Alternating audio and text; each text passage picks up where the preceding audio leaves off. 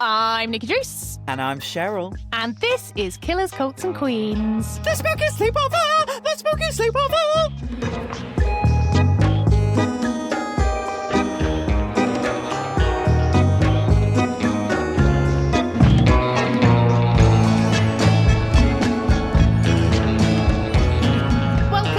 Killers, Cults and Queens bonus episode. Yes, it's the Spooky Sleepover. So, how have you been? I know that you have some news for us, dear Shezzy Wezzy Woo. Shezzy Wezzy Doodah, Shezzy Wezzy Day. I am absolutely shattered.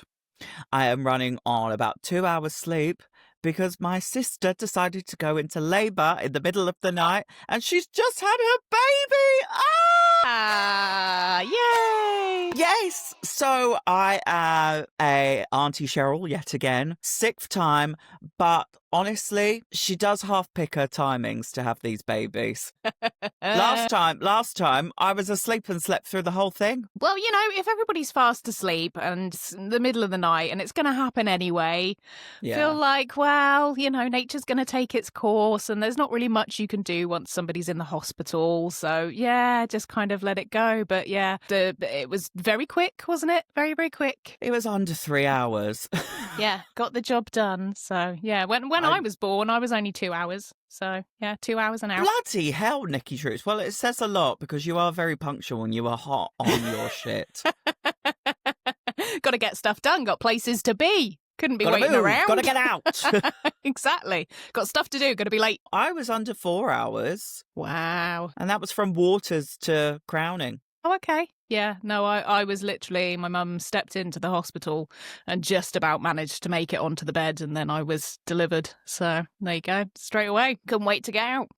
Do you ever stop and pause and go, damn, birthing is a crazy thing to go through? Oh, it is entirely of another world. It is not something that I would ever want to be part of and to do in my life, but I just find it so incredibly alien that it happens and how transformative it is to the body and how people recover from that, because it is huge and it is trauma and, you know, it's a massive change. And then you've just gone through that huge experience and then you have a brand new baby to look after. And it's like you're firing a cannon out of the hole. Yeah, exactly. So it's like, I've just gone through all of this stuff. I have no time to rest because now there is a baby that has to be looked after.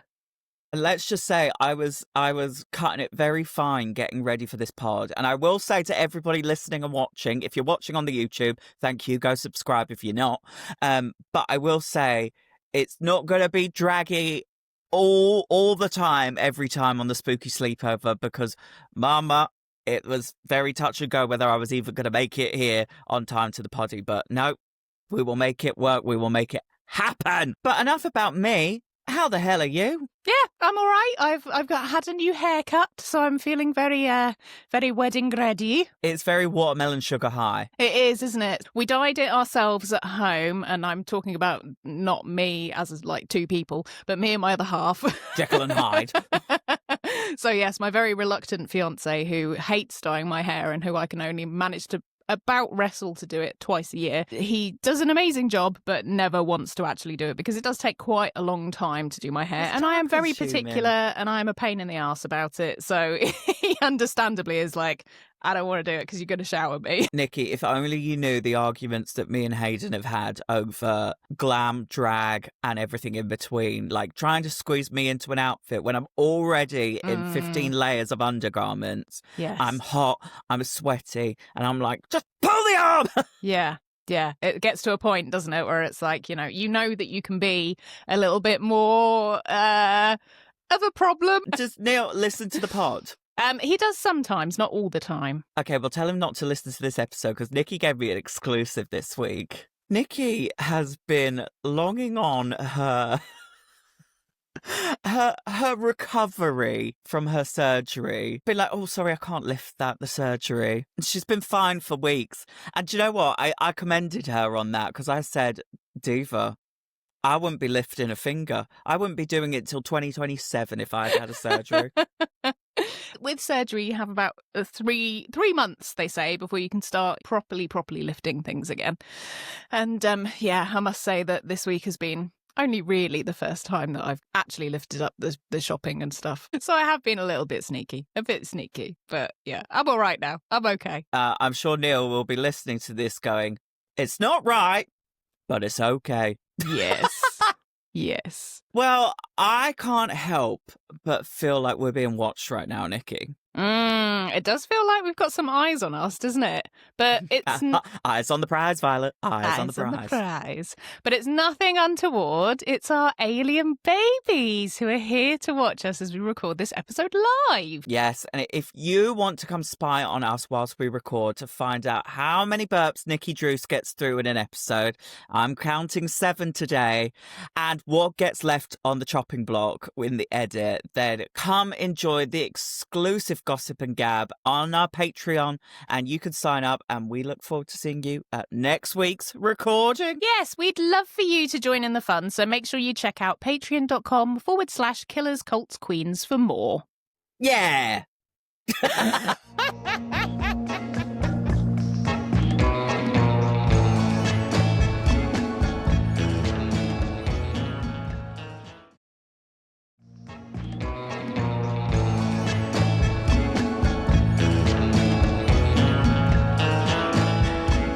So it's time for listener questions, and this week we've had some interesting ones.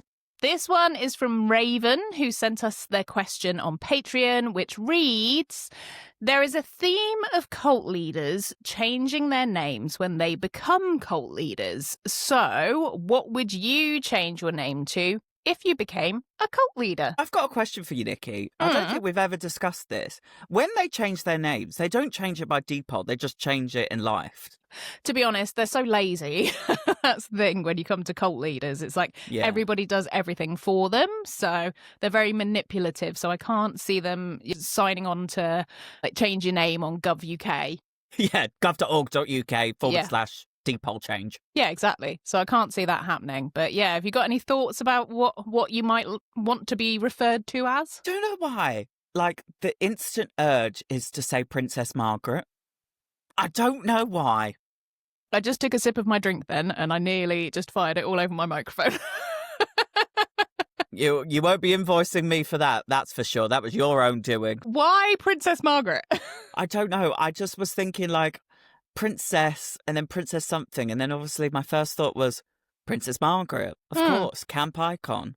Fair enough. Princess Superstar. That's what I would go for. Oh, what, for yourself or for me? For you. Princess Superstar. Princess Superstar. Yeah. Do you not think Superstar is a bit conceited for a cult leader?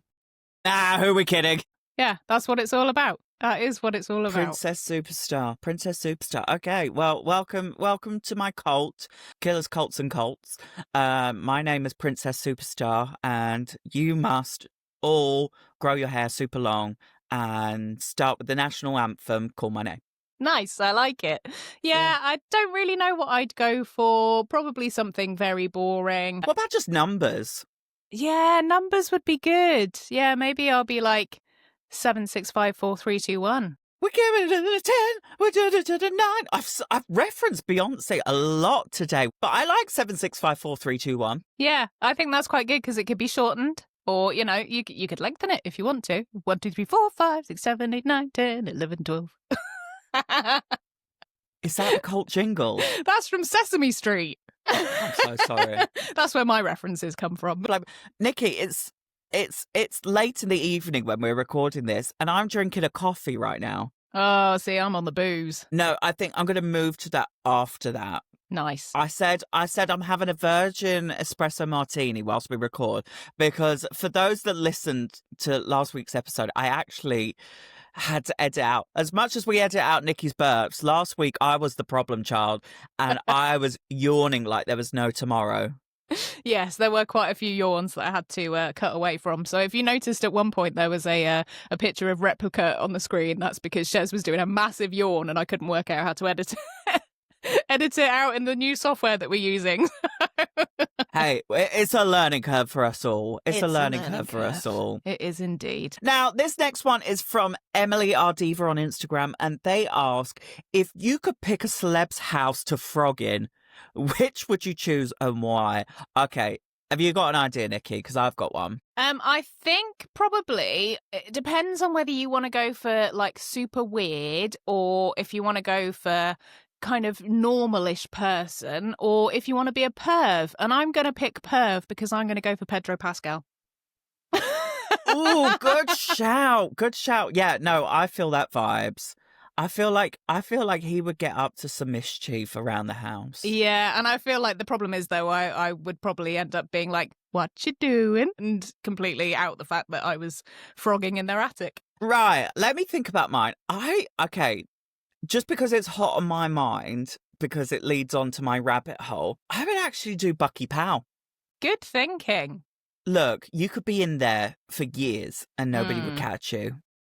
Actually, I think they would catch you with the security. It depends, though, doesn't it? If you made your way in there under false pretenses, and we're not saying that anybody should try and do that. We don't endorse that kind of thing. No. But but you know, technically, in a place that is that massive, there are places to hide for sure. God, yeah. And do you remember back in the 90s when that man snuck into Bucky Powell and sat on the edge of the Queen's bed? Oh yes, I'd forgotten about that. Yeah, front page news. Yeah, because he ended up getting into Queenie's bedroom, didn't he? Yeah, and she sat there for about 15 minutes just talking to him. Yeah, just chatting to him. Wow. I'd entirely forgotten about that happening. But yes, good choice. I think that would be fun. Would you try and play with the corgis? Is there any corgis left now? I think the existing corgis have been distributed between the royals. Right, I see. So there are corgis still, but I don't think nobody even lives in Bucky Powell anymore. They've all got their own houses. Yeah? Does the king not live there? I thought he might do a bit of time there every now and then. I think we're going off on a tangent. We are. Let's bring it back. Okay, and we've had this question from Ems on Instagram. They ask, this is a good question, any plans to do an on-location spooky sleepover, most haunted style? 1,000%. You know a camera crew that will be willing to put up with this nonsense. You know a good location that will let us come cause havoc.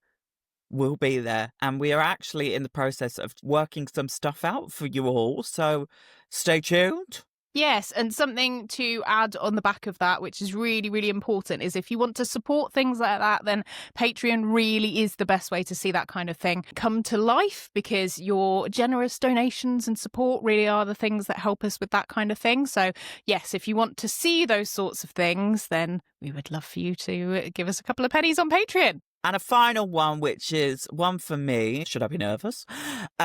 This question comes from Dakota on Instagram, and they say, would I ever go on the Traitors? And if so, which side would I pick? Well, famously, Claudia Winkleman picks. So I don't think I'd have a say. But I think I would actually, as much as I would love to be a traitor, I think I would just be very good at playing the game as a faithful and just calling the bullshit and be like, I don't believe you. You are a traitor. See, I wish I knew anything about this, but I have not watched Traitors at all. Nikki! You know me, I'm very, very busy, so I have to be very picky about what I watch. And I'm still watching Real Housewives of Salt Lake City at the moment. And how's that going? It's going pretty good. Spoiler alert, if you are watching series 2 of Real Housewives of Salt Lake City, please skip ahead. Please skip ahead. No, I'm past that now. It might have even been series 3, but yeah, keep skipping ahead, skip ahead. Plus 15. Because I have just watched all of the Jen Shaw going to jail, and that was interesting. I'm going to send you the pictures of Jen Shaw being papped running around the prison yard. Wow, yes, please do. Because it is just wild watching that unfold. Yeah, I am kind of in the sort of wilderness of it at the moment. They've just brought in Monica as a new character, and we're sort of in the interim of everything at the moment. So yeah, I'm excited to see what happens. If you're on Monica, then strap in Actually, don't just seat buckle. You need the overhead because Okay. it's going to be an absolute roller coaster from now on. So get ready, divas.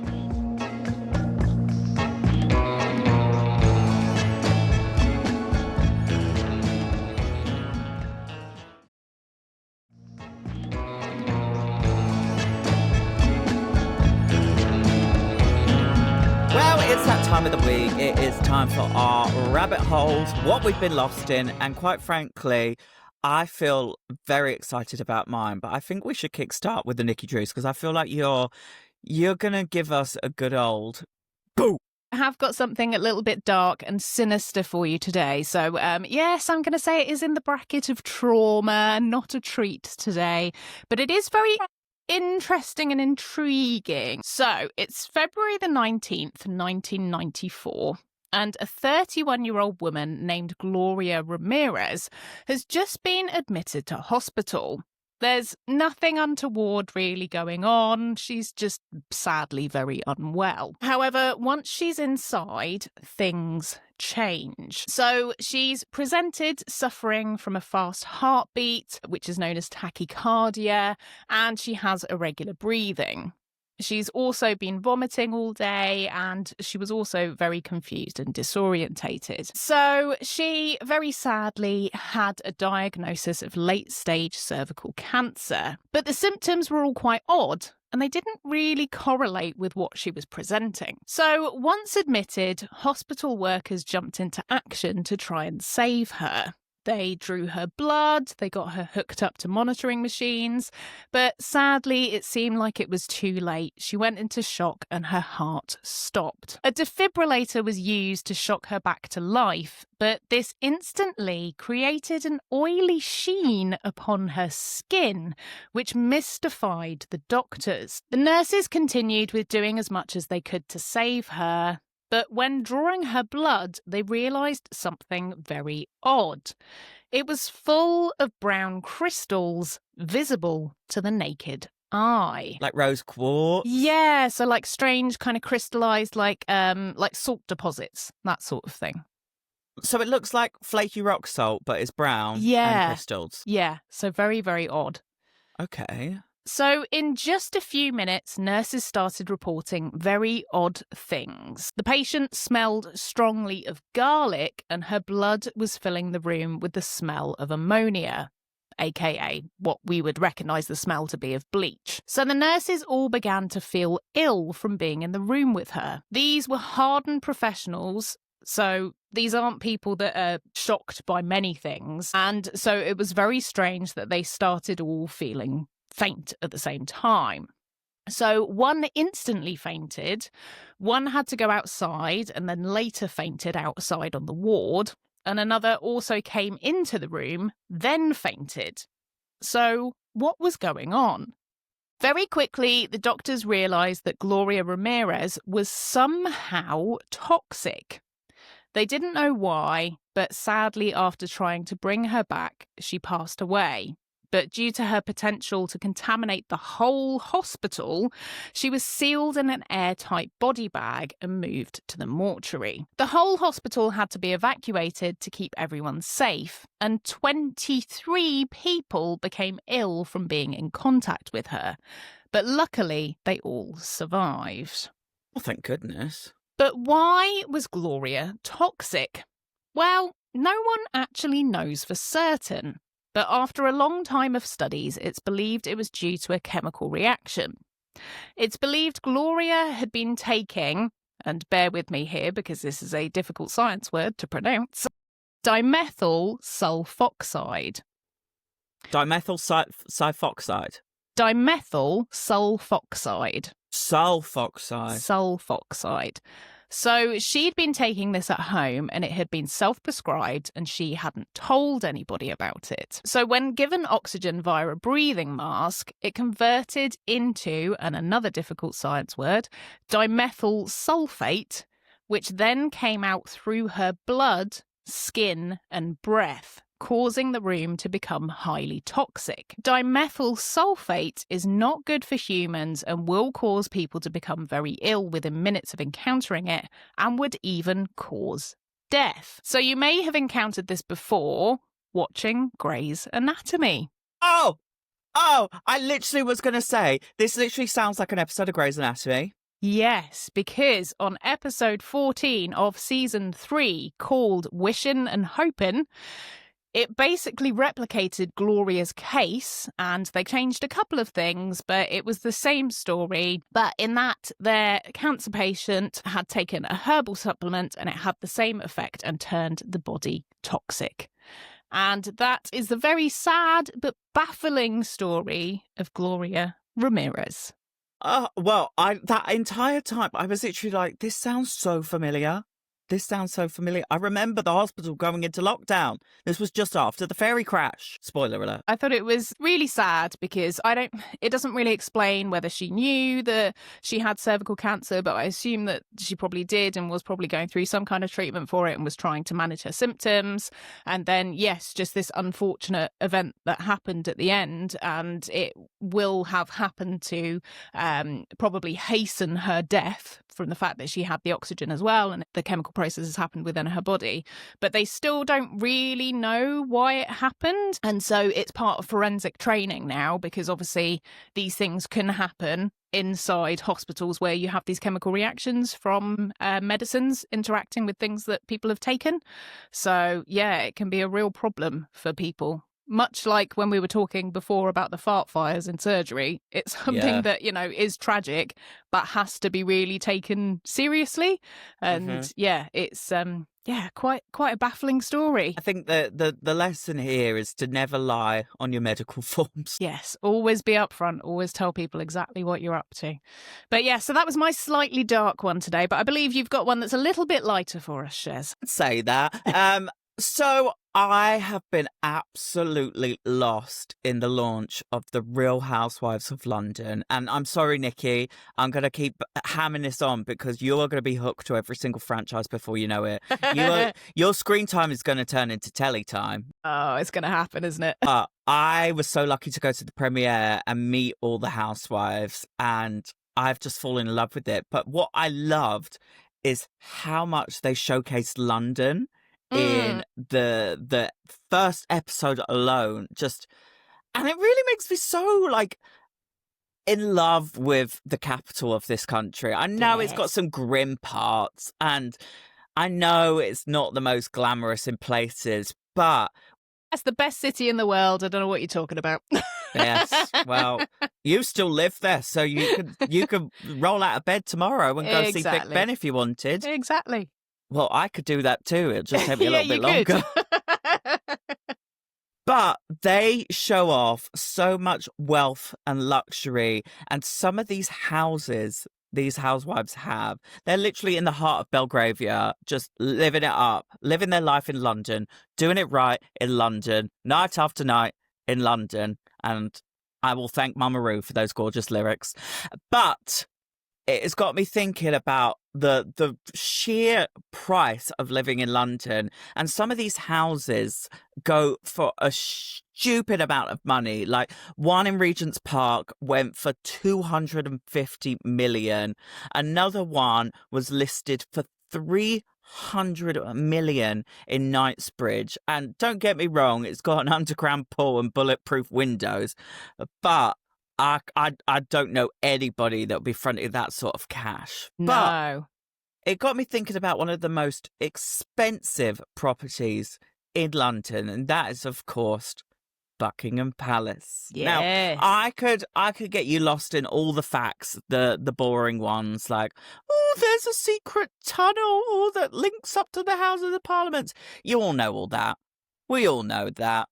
And here are just a few facts that I found out about Buckingham Palace that you might not know. So there is an official post office that is inside the palace, so the staff of royals don't have to leave to post, and they have the Royal Mail come in, sort it all for them, they leave. There used to be a plethora of exotic pets that used to roam around Buckingham Palace, including a crocodile, an elephant, and even a jaguar, which was later moved to zoos of the UK. Wow. So I'm guessing this is not during Lizzie's time. I'm guessing, was this during Vicky's time? I think our Queen Vic was quite partial to an exotic animal or two. Yes, because menageries and stuff, that was a very Victorian thing, wasn't it? And, you know, London Zoo was founded during the Victorian era and stuff, so I can see that maybe she had a couple of gifts from the zoo. Maybe. During World War One, the palace's basement was quickly shifted into an air raid shelter for the royal family, and that has also doubled up with a huge wine cellar for Buckingham Palace. And there is rumoured, because this isn't on fact, there is rumoured to be close to 50,000 bottles of wine down there. Lock in at Buck Pal. Take the rosé, Liz. I'll take the rosé. I'm going to have a bit of Prosecco, please, if I may. And finally, there is, tucked away in a hidden corner, a music room where many of the royal children, including the Prince Williams and our King Charles, were christened officially in this music room. I wonder why they decided to christen at home and not have like a proper big ceremony for it. Well, they got the money. They've got our money. Look, just give them a bit of privacy. They deserve it. That sounds like quite a crazy amount of different things, and I never really thought that there would be an elephant and a secret music room that would be hanging out in Buckingham Palace. And I don't know, maybe we would go to Buckingham Palace, drink some Prosecco and ride around on a crocodile. What do you reckon? That sounds quite fabulous. And quite frankly, Alexandra Burke brought this famous saying from the US to the UK, and quite literally there was an elephant in that room.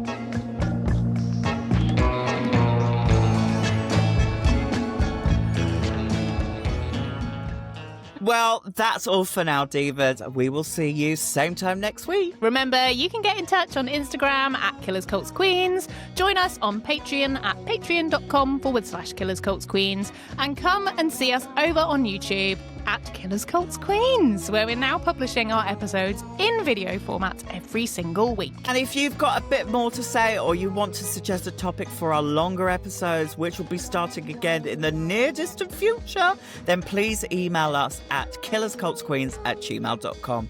See you next time, and don't be a killer or join a cult. Just ride an elephant around Regent's Park. Goodbye. Goodbye. Wow, wow, wow.